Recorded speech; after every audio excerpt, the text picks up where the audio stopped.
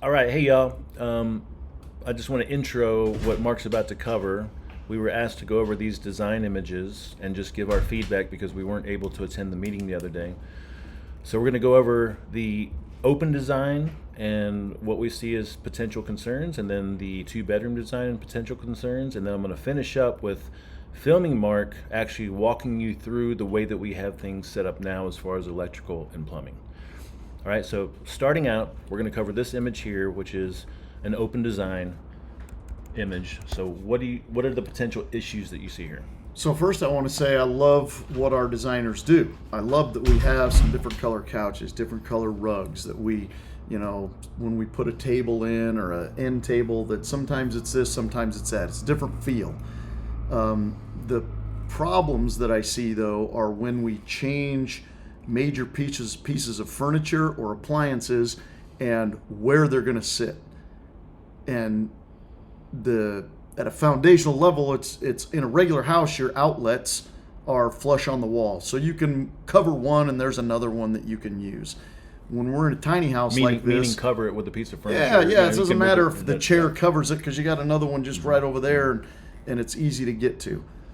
In a tiny house, where we're putting the electrical on the wall and we have a box on the wall that can be close to 3 inches deep, that makes it so maybe a bed doesn't fit where it should, or like in this instance where over here in this wardrobe, that wardrobe is in a place where we normally bring power into the house. So we adjust because there's going to be a wardrobe there, and then we don't put a wardrobe there and we move the bed the other direction, and then the outlet is not even close to the right place. So having the design down like this and exactly what we're going to have before we make a system for where the outlets are going to go is critical. I know we've planned for this and then had changes. Oh, we don't want the bed against the wall. We do want the bed against the wall. Well, normally there's 2 outlets over there that bed would just cover up that mean nothing. So let's save the money, not put them up, because they're going to be hidden and never gotten to and never used, and maybe broken off the wall because of the bed being there. Mm-hmm. So let's change and put it where it's visible and put it towards the foot of the bed where it's visible and usable. And I love the bed against the wall because it gives room on the other side to stand and get into a wardrobe and hang your clothes and get your socks out and things like that. So that design I love. Now I know some people don't love that design, but the design needs to be in place before we make our system. And then to not veer from where we're putting things. Sure, put a different bedspread on, maybe a different color, bed or headboard, but don't go, oh, we think we like it against the bathroom wall over here and we're going to move the wardrobe over there, because for one, it looks like the wardrobe would fit, but I know it wouldn't. And then it covers electrical outlets or makes it so that they're not available or in the way. And it changes where we penetrate, and it changes where we put boxes. So again, with all due respect and admiration for what everyone does when they bring all these creative ideas to the table, you wouldn't think that, if we just move the bed over here, that's a big deal. But from a construction system standpoint, it is the biggest deal because it determines where we do our penetrations and where we do our outlets. And every time that changes, we have to change our systems. And what we're trying to do here is have a consistent system that we can repeat and that doesn't change. Trying to get to assembly line.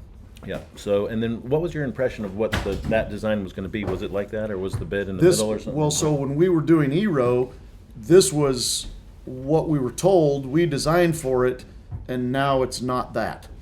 And so again, if we make all the design preliminary and agree, and that's what it is, solidified, we can move forward with that. Yep. It's just after the fact that it causes some problems. Yeah.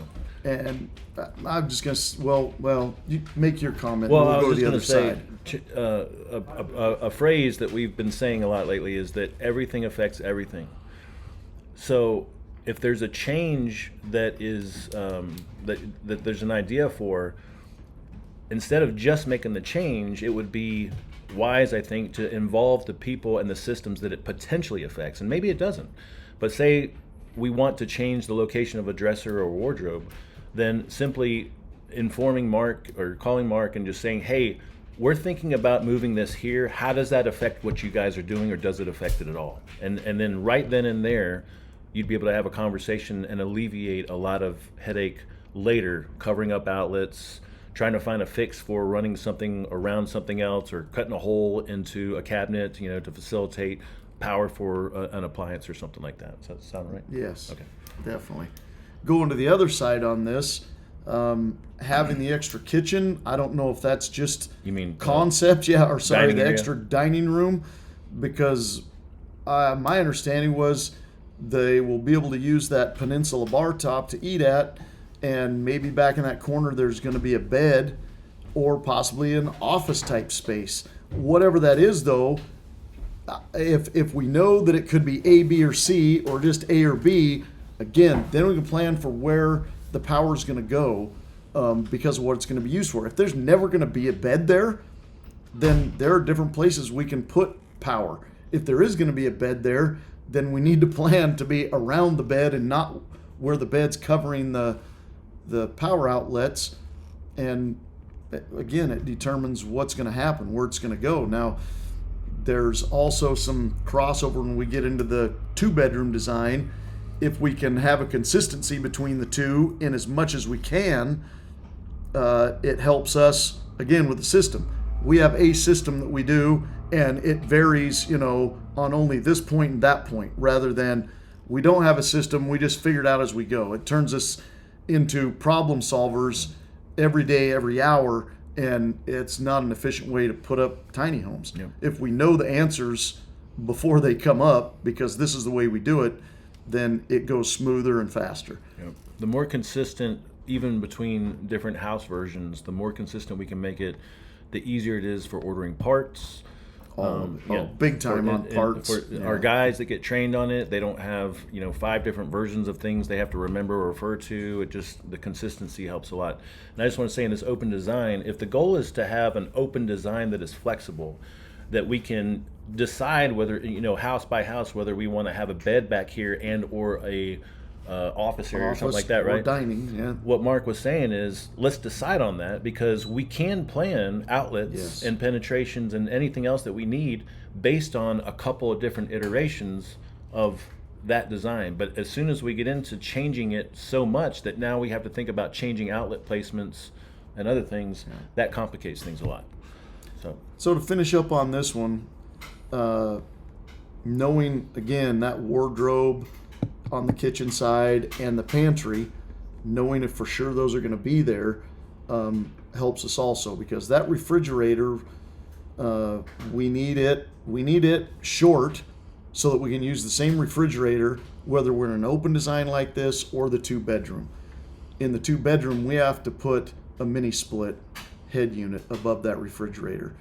There are a couple other places that have been talked about that are near impossible to put the mini split head, because of having to run the copper lines that go to it, the power that goes to it, but especially the condensation drain. Yep. And we'll talk about that when we get into the other picture. But again, that refrigerator has to have power. Can we put the outlet above it, or is that too ugly for designers? I need to know that, because then where are we going to put it?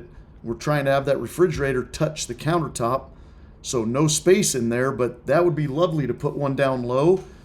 Do we have to cut into the sink cabinet and put the power under the sink? And that's more construction that has to happen in the guys when they're fitting those cabinets in have to do some custom cutting, and that takes longer than not doing that. So can we plan that we can put it on the outside?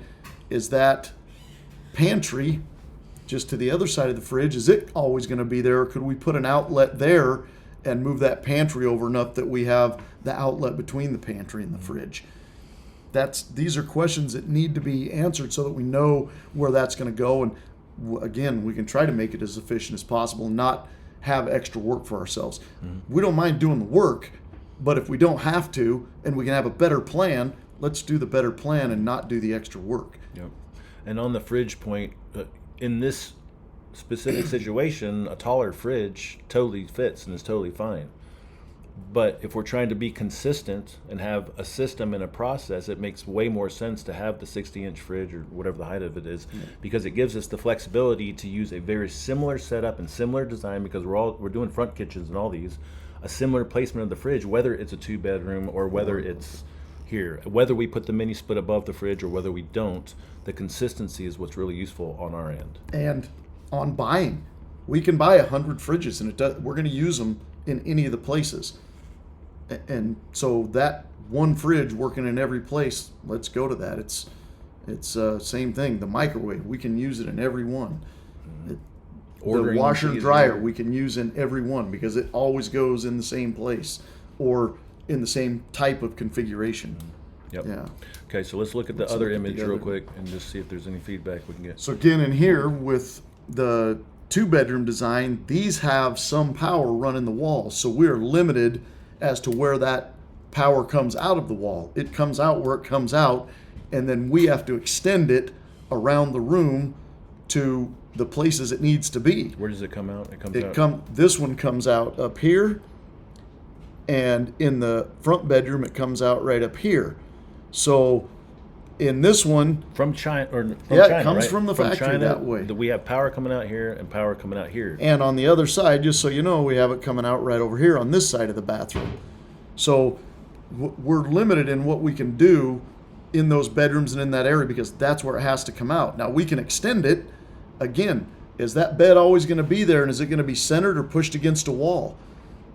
That will determine where we put outlets so that they're not getting crunched by the bed or covered by the bed, or even possibly, because it's such a tight room, banged against by the occupant and broken off the wall. Yeah, so if for example, we say, hey, we think we want the bed centered, and we're like, great, we'll put an outlet over on this side and this side of the bed.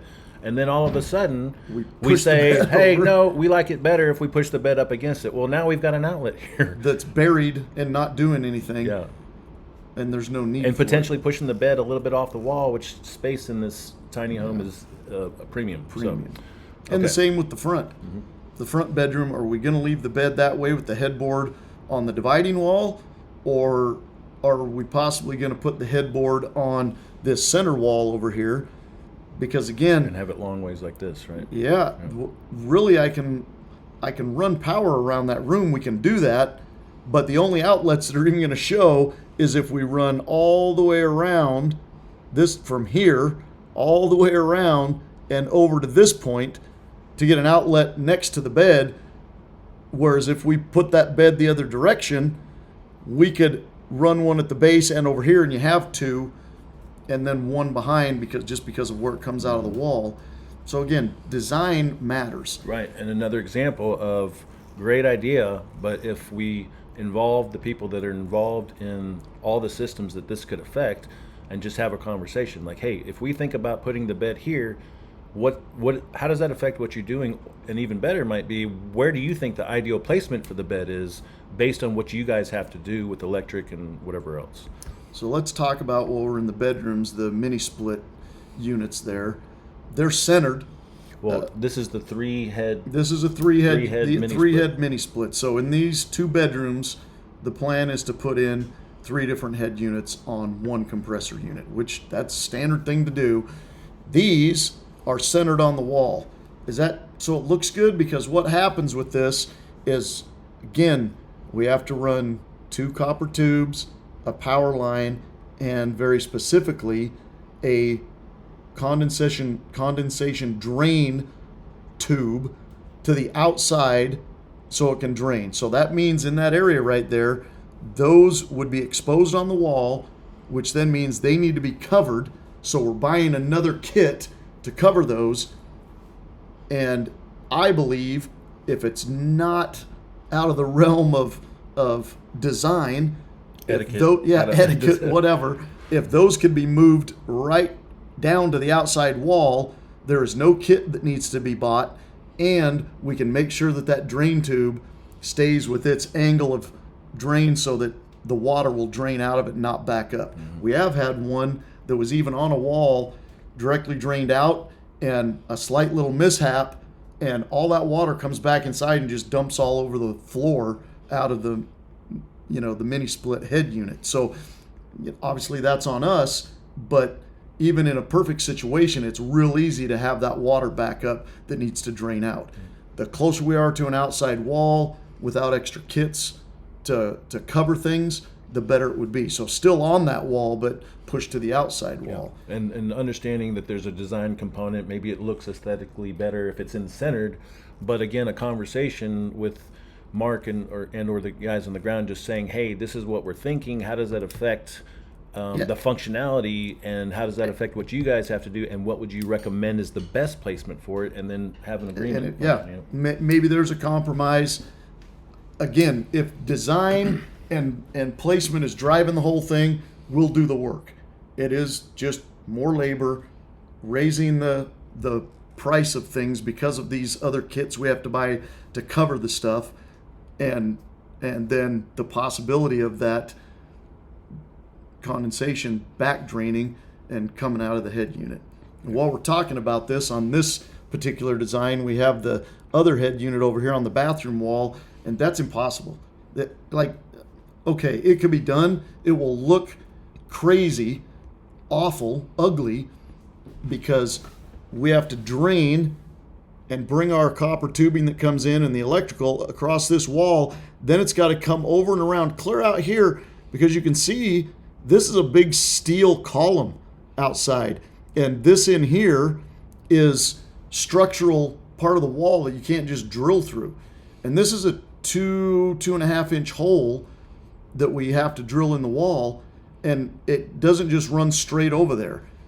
And again, now we're looking at extra kits to try to cover up the stuff and then somehow make it look good, where if we could take that head unit, put it right over here above a 60-inch fridge, it's on an outside wall, it runs directly out, we have no extra kits to buy, less chance of condensation, not being able to use a gravity to get out and flow outside the house. I'd stick with your recommendation here if impossible. It's impossible. It could be done, but it's going to be ugly, and it's a boatload of labor to do it. And more potential for that and more drainage to be a problem.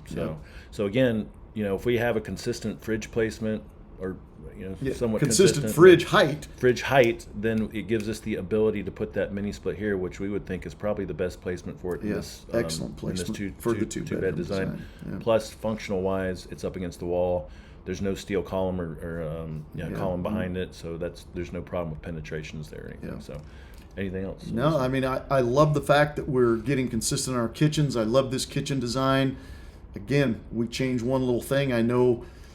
And we worked around this, and it's not on us. We're trying to use up our things, but even if for instance we moved the sink from here over to here to be in front of this window, that adds enough length to our pieces that we are buying extra plumbing parts just to get over there, and even we can still fit it in the length of the way the parts come, the 20 feet, but the drain for the sink would even change with the amount of hangers that we need. So again, just that move, it changes angles, parts, and how we install it. And so those, again, I know we're not going to do that, but those things matter. Just one movement like that can change a lot of things of how things get hooked up and how they are attached to the house in the construction process. But I do love this front kitchen design and the peninsula design, hiding the washer and dryer in there, and it's phenomenal, and it still works with where our plumbing pieces are, talking about plumbing. And just to reiterate then, from a principal perspective, every change affects everything potentially, like even the placement of furniture. So involving the people that this may affect, and looking at it like a positive, like it's a brainstorming. Hey, how would this affect things? What do you think is the best placement for this? And understanding that it's not as easy as saying, oh, we're just going to change the placement of this piece because it looks better, or we want to experiment with it, because then that changes everything that we do. And I know that we understand, everyone understands, there has to be this balance of design, creativity, changes, experimentation, combined with what it is that we're doing. But what we're trying to do is create a system. And the more solid that system and the more consistent it can be over time, the more we can perfect what we're doing and the quality of what we're doing and the sturdiness of the things that we're putting into place. Because what we want eventually is to have a system and some designs that we know it like the back of our hand, and we keep improving it and keep improving it and keep making it better.